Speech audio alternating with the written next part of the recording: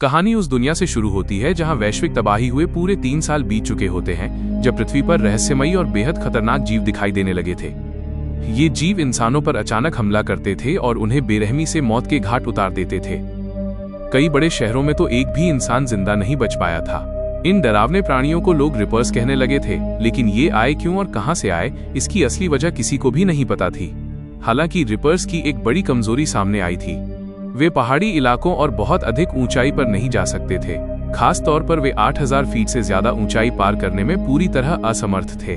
जो इंसान बच पाए थे वे या तो पहले से ही रिपर्स से दूर रहते थे या फिर समय रहते भागकर ऊंचे इलाकों में शरण ले चुके थे। लोगों ने जमीन पर एक सीमा रेखा बना दी थी ताकि सभी को पता रहे कि इसके नीचे जाना मौत को दावत देने जैसा है। कहानी में हमें एक छोटे से लड़के से मिलवाया जाता है जिसका नाम हंटर होता है। हंटर एक पहाड़ पर पहुंचता है जिसका नाम रॉकी बताया गया है। ये पहाड़ जमीन की सतह से लगभग 7740 फीट ऊंचा था, यानी खतरे की रेखा से महज 260 फीट नीचे। हंटर जमीन के अंदर छिपकर आसपास के इलाकों पर नजर रख रहा होता है। वो दूर दूसरी पहाड़ियों पर बच्चों को खेलते हुए देखता है। तभी अचानक उसे राक्षसी आवाजें सुनाई देने लगती हैं। हंटर बुरी तरह घबरा जाता है और तेजी से पहाड़ की ओर दौड़ पड़ता है। हंटर को पीछे से एक रीपर के दौड़ने की आहट सुनाई देती है। उसकी भयानक दहाड़ चारों ओर गूंजने लगती है। हंटर पूरी ताकत लगाकर दौड़ता है और किसी तरह सीमा रेखा पार कर लेता है। रीपर रेखा के पास आकर रुक जाता है क्योंकि वो उसे पार नहीं कर सकता। मजबूर होकर वो पीछे लौट जाता है। हंटर डर के कारण जोर जोर से हाँफ रहा होता है। इसके बाद कहानी हमें पहाड़ की ऊंचाई पर बसे घरों की झलक दिखाती है जहां कुछ लोग अपनी जिंदगी गुजार रहे होते हैं। इस बस्ती का नाम लॉस्ट होता है। इस गांव में लगभग 123 लोग रहते थे। हंटर वापस अपने पिता के पास लौटता है जिनका नाम विल है। विल जैसे ही अपने बेटे को देखता है वो समझ जाता है कि हंटर काफी डरा हुआ है, इसलिए वो उससे पूछता है कि आखिर क्या हुआ। हंटर बिना कुछ छिपाए उसे सच बता देता है कि उसने खतरे वाली सीमा रेखा को पार कर लिया था। वो बताता है कि वो सिर्फ उन लोगों को देखना चाहता था जो दूसरी पहाड़ियों पर रहते हैं। यह भी बताया जाता है कि इस समय रिपर्स पहले के मुकाबले थोड़े सुस्त हो चुके हैं। विल को लगता है कि हंटर ने बहुत बड़ी लापरवाही की है, लेकिन वो गुस्सा करने के बजाय उससे शांत तरीके से बात करता है। वो हंटर को समझाता है कि उसने गलती की है और भविष्य में ऐसा दोबारा न करने की सख्त हिदायत देता है। इसके बाद विल अपनी दोस्त किटी के साथ शिकार पर निकलता है। दोनों मिलकर एक हिरण का शिकार करने में सफल हो जाते हैं। जब वे हिरण को उठाकर वापस ला रहे होते हैं तब किटी हंटर के बारे में पूछती है। विल उसे बताता है कि हंटर ने सीमा रेखा पार कर ली थी और वो रेड रॉक नाम के गांव को देख रहा था क्योंकि वहां उसकी उम्र के कई बच्चे रहते हैं। किटी ये बात समझ जाती है और कहती है कि हंटर का ऐसा करना बिल्कुल स्वाभाविक है क्योंकि वो लॉस्ट गांव का अकेला बच्चा है। किटी ये भी कहती है कि सुरक्षा सबसे ज्यादा जरूरी है, लेकिन बहुत से लोग इस तरह की अकेली और बंद जिंदगी के साथ खुद को ढाल नहीं पा रहे हैं। विल को अंदर ही अंदर शक होने लगता है कि हंटर असल में उस जगह को देखना चाहता था जहां उसने आखिरी बार अपनी मां को देखा था। इसके बाद कहानी में हमें विल की पड़ोसी नीना से मिलवाया जाता है। नीना एक फिजिक्स की वैज्ञानिक होती है। वह अक्सर एक खास चीज पर गोलियां चलाकर उस पर प्रयोग करती रहती है। वह चीज दरअसल रिपर के शरीर का एक हिस्सा होती है जिससे वो खुद को सुरक्षित रखता है। नीना ये पता लगाने की कोशिश कर रही होती है कि आखिर रिपर्स की असली कमजोरी क्या है। इसी वजह से वो लगातार अलग अलग हथियारों और गोलियों से प्रयोग करती रहती है। अगली सुबह विल अपनी पुरानी यादों में खोया हुआ दिखाई देता है। हमें पता चलता है कि उसकी पत्नी तारा पहले नीना के साथ सीमा रेखा पार करके गई थी और उसके बाद वो कभी वापस नहीं लौटी। उसी दिन से विल पूरी तरह अकेला हो गया था और उसने हंटर की परवरिश खुद ही की। हंटर को पालना विल के लिए बिल्कुल भी आसान नहीं था क्योंकि हंटर एक गंभीर बीमारी से जूझ रहा था जिसकी वजह से उसे सांस लेने में काफी परेशानी होती थी। उसे एक खास मशीन और ऑक्सीजन ट्यूब की जरूरत पड़ती थी। विल समय समय पर उसके लिए ट्यूब बदलता रहता है, लेकिन असली परेशानी ये थी कि ये आखिरी ऑक्सीजन ट्यूब बची हुई थी। इसी वजह से विल फैसला करता है कि उसे बोल्डर नाम के शहर जाना होगा ताकि वहां से और ऑक्सीजन ट्यूब लाई जा सके। अगले दिन विल हंटर को खेती करना और शिकार करना सिखाता है ताकि वो खुद पर निर्भर बन सके। उसी दिन हंटर का जन्मदिन भी होता है। विल के पास पैसे नहीं होते, इसलिए वो सामान की अदला बदली करके कुछ पास्ता ले आता है। ये देखकर हंटर बहुत खुश हो जाता है और अपने पिता से रेडियो चलाने की जिद करता है, लेकिन विल मना कर देता है क्योंकि सर्दियों में बिजली बहुत सीमित होती है और वे पूरी तरह सोलर एनर्जी पर ही निर्भर रहते हैं। बाद में विल और किटी साथ बैठकर बात करते हैं। किटी उससे पूछती है कि अगर दुनिया सामान्य होती तो विल आज क्या कर रहा होता। विल जवाब देता है कि शायद वो कहीं बैठकर कुछ देख रहा होता, क्योंकि वो तारा के पिता के साथ हॉकी मैच देखने जाया करता था, जबकि उसे खेल देखना पसंद नहीं था। फिर भी उसे बाहर जाना और उनके साथ बैठना बहुत याद आता है। रात के समय अचानक हंटर की हालत खराब हो जाती है और उसे दूसरी ऑक्सीजन ट्यूब की जरूरत पड़ती है। ऐसे में विल मजबूर होकर उसे एक इंजेक्शन देता है, जिससे 5 दिनों तक उसका ऑक्सीजन लेवल ठीक बना रहता है। इसके बाद विल ये बड़ा फैसला करता है कि वो नीना के पास जाएगा और उससे कहेगा कि वो उसके साथ चले। वजह ये थी कि नीना ही अकेली इंसान थी जो राक्षसों के हमलों से बची थी और उन पर लगातार प्रयोग और रिसर्च कर रही थी, इसलिए इस खतरनाक यात्रा के लिए वही सबसे सही इंसान मानी जाती थी।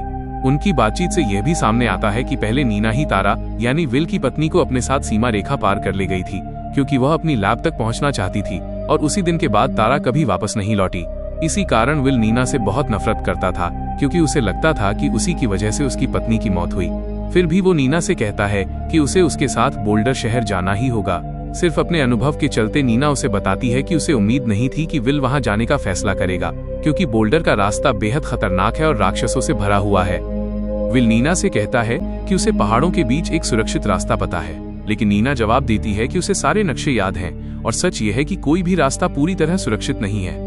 बोल्डर शहर जाने वाले जितने भी रास्ते हैं वे सभी खतरे वाली लाइन के नीचे से ही गुजरते हैं, और ये बात उसे पक्के तौर पर पता है, क्योंकि उसकी लैब भी उसी इलाके में मौजूद है।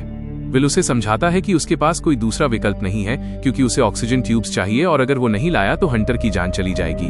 नीना साफ मना कर देती है और कहती है कि वो अपनी जिंदगी को दांव पर नहीं लगा सकती। वो पहले ही एक बार किस्मत के सहारे बची थी। इस पर विल गुस्से में कह देता है कि उसी की वजह से उसकी पत्नी की मौत हुई थी, इसलिए अब उसे उसके साथ चलकर अपना कर्ज चुकाना होगा।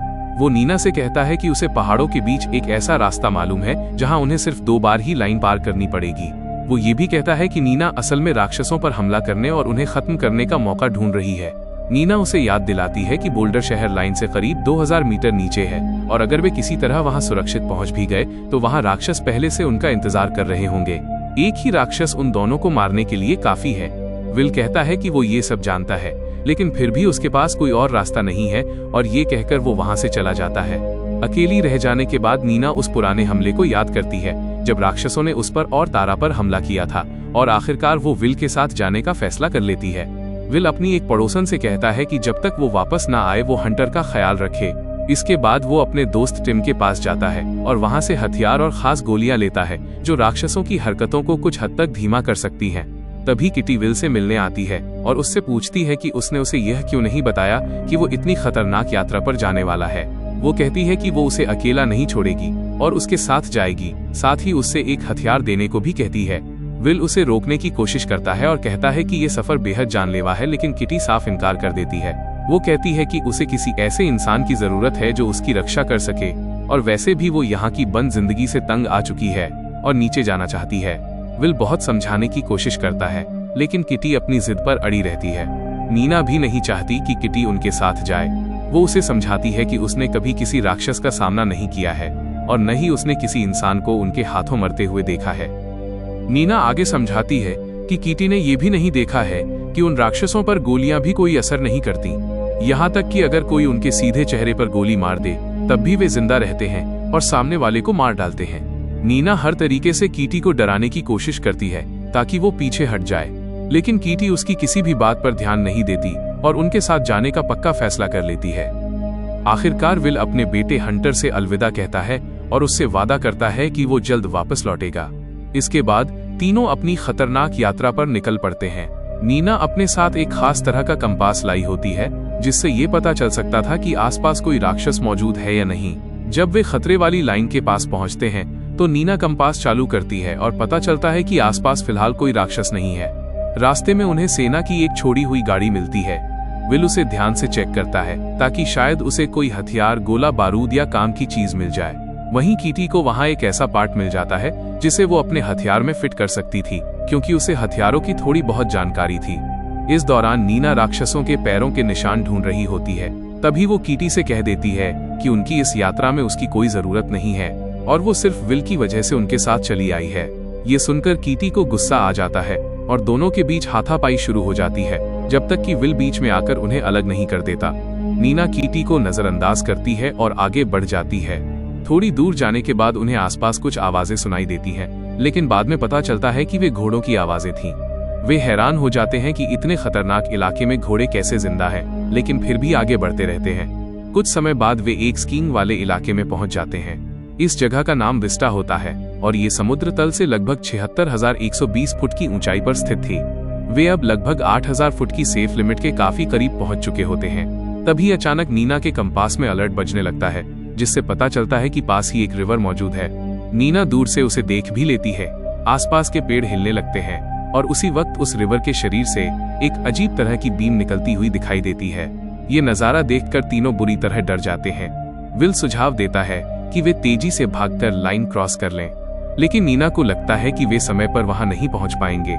इसलिए वो केवल कार यानी टेलीफेरिक का इस्तेमाल करने की योजना बनाती है ताकि जल्दी से लाइन के ऊपर पहुंचा जा सके। कीटी को ये प्लान बिल्कुल पसंद नहीं आता और वो दूसरी दिशा में जाने लगती है, लेकिन विल नीना पर भरोसा करता है और टेलीफेरिक को चालू करने चला जाता है। नीना नीचे खड़ी रहकर समय खरीदने की कोशिश करती है। इसी दौरान रिवर पूरी तरह सामने आ जाता है। डर के मारे कीटी उस पर दूर से एक ग्रेनेड फेंक देती है, लेकिन रिवर उसे हवा में ही पकड़ लेता है। अब रिवर बहुत करीब आ चुका होता है। तभी विल केवल कार की मशीन को एक्टिवेट कर देता है और खुद उसमें चढ़ जाता है। उसी वक्त कीटी भी खंभे पर चढ़ने लगती है ताकि वो भी केवल कार तक पहुंच सके। इस दौरान नीना लगातार उस राक्षस पर गोलियां चलाती रहती है, जबकि राक्षस केवल कार की रस्सियों को काटने की कोशिश करता है। कीटी छलांग लगाकर केवल कार तक पहुंचने की कोशिश करती है, लेकिन वो गिरने ही वाली होती है कि तभी विल उसे पकड़ लेता है। राक्षस धीरे धीरे उनके और करीब आता जाता है। बदकिस्मती से रस्सी टूट जाती है और तीनों लाइन के नीचे गिर जाते हैं। जैसे ही उन्हें एहसास होता है कि वे खतरे की सीमा के नीचे हैं, वे पूरी ताकत से दौड़ लगाते हैं और आखिरी पल में फिर से लाइन के ऊपर पहुंच जाते हैं। रिवर लाइन पार नहीं कर पाता और वापस लौट जाता है। इसके बाद उन्हें करीब 1800 फुट की ऊंचाई पर एक घर मिलता है, जहां वे उस रात आराम करने के लिए रुक जाते हैं। किटी नीना से पूछती है कि आखिर इन रिपर्स को मारा कैसे जा सकता है। इस पर नीना बताती है कि ये राक्षस पूरी दुनिया में एक साथ अचानक प्रकट हुए थे। इसी वजह से इंसानों को इन्हें समझने, स्टडी करने या इनकी कमजोरी खोजने का बिल्कुल भी मौका नहीं मिला। सबसे डरावनी बात ये थी कि सिर्फ 1 महीने के अंदर ही इन्होंने धरती की लगभग 5% आबादी को खत्म कर दिया था और इनका एक ही मकसद था, इंसानों को मारना। नीना कहती है कि वो खुद भी इन सभी सवालों के जवाब ढूंढना चाहती है। रात के समय जब नीना और किटी सो जाती हैं, तब विल को अपनी पत्नी तारा की पुरानी यादें सताने लगती हैं। उसे वो बहस याद आती है जब तारा नीना के साथ लाइन के नीचे जाने की जिद पर अड़ी हुई थी। विल उसे बार बार समझाने की कोशिश कर रहा था कि नीचे जाना कितना खतरनाक हो सकता है, लेकिन नीना सिर्फ किसी एक समाधान को ढूंढना चाहती थी ताकि उसका नाम मशहूर हो सके।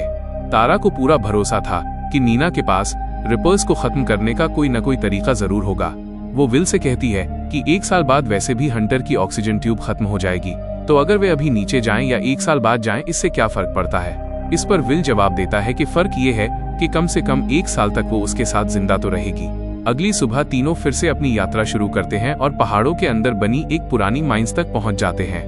यहाँ विल उन्हें अपना प्लान समझाता है कि उन्हें इस सुरंग के रास्ते दूसरी तरफ निकलना होगा, जहाँ 823 फुट की ऊंचाई पर एक सेफ जोन मौजूद है और वो जगह बोल्डर सिटी से करीब 12 मील दूर है। वो बताता है कि सुरंग में घुसते ही वे 9वें फ्लोर से 8वें फ्लोर पर उतर जाएंगे और उन्हें बेहद सावधान रहना होगा, क्योंकि 8वें फ्लोर से नीचे का हर हिस्सा पूरी तरह खतरनाक है। नीना उससे सवाल करती है कि उसे कैसे भरोसा है कि दूसरी तरफ की ऊंचाई सही होगी। हो सकता है ये सुरंग घूमकर उन्हें फिर से लाइन के नीचे ही ले जाए। विल चुप रह जाता है और तभी नीना समझ जाती है कि वो कोई सच्चाई छुपा रहा है। वह उससे पूछती है कि वे लाइन से कितनी नीचे जाएंगे। विल बताता है कि करीब 231 फुट। ये सुनते ही नीना गुस्से में कहती है कि उसे पहले ही ये सब बता देना चाहिए था। विल जवाब देता है कि उसकी कंपास उन्हें रास्ता ढूंढने में मदद करेगी, लेकिन नीना चौंक जाती है और कहती है कि कंपास जमीन के नीचे काम ही नहीं करती। ऊपर से रिपर्स अंधेरे में भी देख सकते हैं और इंसानों की सांस से निकलने वाली कार्बन डाइऑक्साइड को ट्रैक करते हैं और वे इंसानों से कहीं ज्यादा तेज होते हैं। नीना सुरंग में जाने से हिचकिचाती है, लेकिन विल कहता है कि उन्हें सिर्फ 45 सेकंड के लिए अंदर रहना है। उनके पास कोई दूसरा रास्ता नहीं होता, इसलिए आखिरकार वे सुरंग में घुस जाते हैं। वे टॉर्च जलाते हैं और धीरे धीरे आगे बढ़ते हैं। थोड़ी दूर जाने के बाद उन्हें एक वेल्ड किया हुआ बंद दरवाजा मिलता है, जिससे आगे का रास्ता पूरी तरह बंद होता है। मजबूरी में उन्हें 7वें फ्लोर पर उतरना पड़ता है, जो पूरी तरह लाइन के नीचे होता है, और वहां से उन्हें करीब 900 मीटर पैदल चलना होगा। नीना और किटी दोनों बुरी तरह डरी हुई होती हैं। विल साफ कह देता है कि या तो वे नीचे जाएंगे या फिर यहीं से वापस लौट जाएंगे, लेकिन वो किसी भी हालत में वापस नहीं जाएगा। वो उन्हें समझाता है कि उन्हें दौड़ना नहीं है, क्योंकि ज्यादा शोर होगा और ज्यादा कार्बन डाइऑक्साइड निकलेगी, जिससे रिपर्स उन्हें बहुत जल्दी पकड़ लेंगे। इसी वजह से उन्हें बहुत धीरे धीरे आगे बढ़ना पड़ता है। वे सीढ़ियों से नीचे उतरते हैं और थोड़ी ही दूर जाते हैं कि पीछे से किसी भारी चीज की आवाज सुनाई देती है। जब वे रुककर देखते हैं तो पता चलता है कि एक रिवर उनका पीछा कर रहा है। अब सोचने का समय नहीं होता और जान बचाने के लिए तीनों पूरी ताकत से दौड़ने लगते हैं। किटी उसे रोकने के लिए उस पर एक ग्रेनेड फेंकती है ताकि उसे कुछ सेकंड का वक्त मिल सके। वे दौड़ते हुए एक बड़ी ड्रिल मशीन के पास से गुजरते हैं, जो उस दानव को थोड़ी देर के लिए रोक देती है। मजबूरी में तीनों दीवार में बनी एक छोटी सी दरार के अंदर घुस जाते हैं ताकि छुप सकें। वे सारी लाइट बंद कर देते हैं और अपनी सांसों को कंट्रोल करने की कोशिश करते हैं ताकि कार्बन डाइऑक्साइड कम निकले और दानव उन्हें सूंघ न सके। दानव अपनी लंबी पूंछ सुरंग के अंदर डालकर हवा सूंघने लगता है। तीनों बड़ी मुश्किल से सांस रोके बैठे रहते हैं। तभी विल एक फ्लेयर जला देता है, जिससे दानव कुछ पीछे हट जाता है और उन्हें सांस लेने का मौका मिल जाता है। उसी समय उन्हें एक छोटा सा बाहर निकलने का रास्ता दिखाई देता है और वे वहां से निकल जाते हैं। किटी सबसे पहले दूसरी तरफ पहुंचती है, लेकिन बदकिस्मती से वहां पहले से ही एक दानव मौजूद होता है। वो किटी को मार डालता है और उसकी लाश को घसीटते हुए दूर ले जाता है। ये देखकर विल पूरी तरह टूट जाता है और गहरे सदमे में चला जाता है। तभी उसे एक सीढ़ी नजर आती है। वो और नीना तेजी से उस सीढ़ी पर चढ़ते हैं और 8वीं मंजिल तक पहुंच जाते हैं। आखिरकार उन्हें सुरंग से बाहर निकलने का रास्ता मिल जाता है और वे बाहर आ जाते हैं। नीना किटी की मौत पर रो रही होती है और उसके अंदर राक्षसों से बदला लेने की आग और तेज हो जाती है। दोनों आगे बढ़ते हैं और उन्हें एक घर और एक कार दिखाई देती है। वे उस घर में रात बिताने का फैसला करते हैं। अंदर विल को मैक्रोनी और चीज का एक डिब्बा मिलता है और वो चुपचाप खाने लगता है। नीना उससे कहती है कि वो तारा से बहुत प्यार करती थी और किटी से भी उसे लगाव हो गया था, लेकिन अफसोस उसका भी वही अंजाम हुआ। विल खुद को दोषी मानता है और कहता है कि उसे उन्हें इस जानलेवा सफर पर कभी नहीं लाना चाहिए था। काश वे बिना किसी इक्विपमेंट के ही पहाड़ चढ़ गए होते। नीना उसे समझाती है कि पछतावा किसी काम का नहीं है, बल्कि अपने अंदर के गुस्से को जिंदा रखना चाहिए ताकि बदला लिया जा सके। विल उससे पूछता है कि आखिर उसकी लैब में ऐसा क्या है। नीना बताती है कि उसकी लैब में मैग्नीशियम क्यूब्स मौजूद हैं। उसका मानना है कि दानवों की त्वचा इसलिए नहीं भेद पाती क्योंकि वे किसी तरह की इलेक्ट्रिक एनर्जी से चार्ज होते हैं। अगर उसकी थ्योरी सही साबित हुई तो मैग्नीशियम ऑक्साइड से कोट की गई गोलियां या ग्रेनेड दानवों को नुकसान पहुंचा सकते हैं। यह सुनकर विल को पहली बार उम्मीद की किरण नजर आती है। अगले दिन दोनों कार लेकर निकलते हैं, लाइन पार करते हैं और तेज रफ्तार में ड्राइव करते हुए बोल्डर शहर पहुंचते हैं। पूरा शहर वीरान पड़ा होता है। वे अस्पताल में ऑक्सीजन सिलेंडर ढूंढने जाते हैं। विल काफी देर तक खोजता रहता है, लेकिन सिलेंडर नहीं मिलते। जब आखिरकार उसे सिलेंडर मिल जाते हैं, नीना उस पर चिल्लाती है कि जल्दी करो, दानव पास आ रहे हैं। विल बैग में सिलेंडर भरता है और दोनों भागने लगते हैं। तभी एक दानव दीवार के पीछे से अपने पंजों से हमला कर देता है और उनका रास्ता रोक लेता है। मजबूर होकर वे ऊपर की मंजिल पर भागते हैं। दानव पीछे से हाथ निकालकर विल को पकड़ लेता है। नीना को एक कुल्हाड़ी मिलती है और वो पूरी ताकत से उस पर वार करती है। वो विल को छुड़ा लेती है और दोनों आगे बढ़ते हैं। नीना पूरे इलाके में धुआं फैला देती है और वे एक कमरे में छुप जाते हैं। कुछ सेकंड के लिए धुएं के बीच दानव की रोशनी दिखती है और फिर गायब हो जाती है। अचानक दानव फिर सामने आ जाता है और तेजी से उनकी तरफ दौड़ता है। तभी विल ऑक्सीजन सिलेंडरों पर गोली चला देता है। एक जोरदार धमाका होता है और आग की लपटें दानव को खिड़की से बाहर फेंक देती हैं। दोनों हैरान रह जाते हैं जब देखते हैं कि दानव मर चुका है। अस्पताल से निकलते वक्त नीना बताती है कि उसकी लैब पास ही है और वो वहां जाना चाहती है, लेकिन विल अब और जोखिम नहीं लेना चाहता। उसके पास सिलेंडर है और वो जल्द से जल्द हंटर के पास लौटना चाहता है। नीना समझाती है कि ये सिलेंडर सिर्फ 1 साल चलेंगे, फिर उसे दोबारा यही खतरनाक सफर करना पड़ेगा। लेकिन अगर वो ऐसा हथियार बना पाई जो दानवों को मार सके तो पूरी दुनिया फिर से खड़ी हो सकती है। विल उसकी बातों से प्रभावित हो जाता है और लैब जाने के लिए मान जाता है। वे कार से निकलते हैं। उधर अस्पताल में मरा हुआ दानव फिर से हिलने लगता है। वे लैब पहुंचते हैं जो करीब 5800 से 60 फीट की ऊंचाई पर होती है। नीना कहती है कि उसे सिर्फ 5 मिनट चाहिए। कंपास किसी खतरे का संकेत नहीं देता। विल खिड़की पर पहरा देता है। तभी उसकी नजर टेबल पर रखी नीना की एक फोटो पर पड़ती है और उसे पता चलता है कि नीना की भी कभी एक फैमिली थी। जब वो उससे उसके परिवार के बारे में पूछता है तो नीना खुद को रोक नहीं पाती। वो रोते हुए बताती है कि जिस दिन दानव आए थे उसी दिन उसका पूरा परिवार मारा गया था और वो अकेली बची थी। वो कहती है कि उस दिन वो लैब में थी और उसका परिवार फुटबॉल मैच देखने गया था। सबसे ज्यादा दर्द इस बात का है कि वो उनसे अलविदा भी नहीं कह पाई। विल उसे समझाता है कि जो उसकी पत्नी के साथ हुआ उसके लिए अब वो उसे दोष नहीं देता। इसके बाद नीना मैग्नीशियम ऑक्साइड वाला कंपाउंड निकालती है और उससे गोलियां कोट करती है। वो उस हिस्से पर फायर करती है जिससे दानव खुद को बचाता है, लेकिन यह प्रयोग फेल हो जाता है। फिर भी नीना हार नहीं मानती। वो प्रयोग जारी रखना चाहती है और विल से कहती है कि वो चला जाए। विल उसे अकेला छोड़ना नहीं चाहता, लेकिन नीना अड़ी रहती है। वो कहती है कि या तो वो सफल होगी या राक्षस उसे मार देंगे। उसकी गाड़ी गैरेज में है और अगर वो बच गई तो खुद लौट आएगी। मजबूरी में विल वहां से निकल जाता है क्योंकि वो ज्यादा देर लाइन के नीचे नहीं रुक सकता। इधर नीना दोबारा कोशिश करती है। वहीं दूसरी तरफ विल की कार का टायर पंचर हो जाता है और गाड़ी पलट जाती है। उसे होश आता है और तभी उसे राक्षसों की आवाजें सुनाई देती हैं। वो जंगल की तरफ भागता है, लेकिन रास्ते में उसे एहसास होता है कि वो 3 राक्षसों से घिर चुका है। वो बेबसी में गोलियां चलाने लगता है, लेकिन कोई फायदा नहीं होता। तभी नीना पीछे से आती है और एक एक करके तीनों राक्षसों को मार गिराती है। इस तरह वो विल की जान बचा लेती है। विल तब समझ जाता है कि ये असली जीव नहीं बल्कि मशीनें हैं जिन्हें किसी ने बनाया है। यही वजह थी कि वे न सोते थे न खाते थे। अब दोनों बिना डर के आगे बढ़ते हैं। वे लास्ट गांव लौटते हैं। विल अपने बेटे हंटर से मिलता है और उसे कसकर गले लगा लेता है। नीना जीत के प्रतीक के रूप में झंडा लहराती है। बाकी लोग भी उसके तरीके को अपनाने लगते हैं और मैग्नीशियम ऑक्साइड कोटेड गोलियों से राक्षसों का शिकार शुरू कर देते हैं। नीना उन मशीनों पर रिसर्च करती है और टीमें लाइन के नीचे जाकर दानवों को खत्म करने निकल पड़ती हैं। और इसी के साथ आज की फिल्म की कहानी खत्म होती है। वीडियो पसंद आया हो तो लाइक जरूर करना और इस एपिसोड को 8000 लाइक्स तक पहुंचाने में मदद करना। जिसने आखिर तक देखा है वो कमेंट में एक इमोजी जरूर डाले। Bye bye.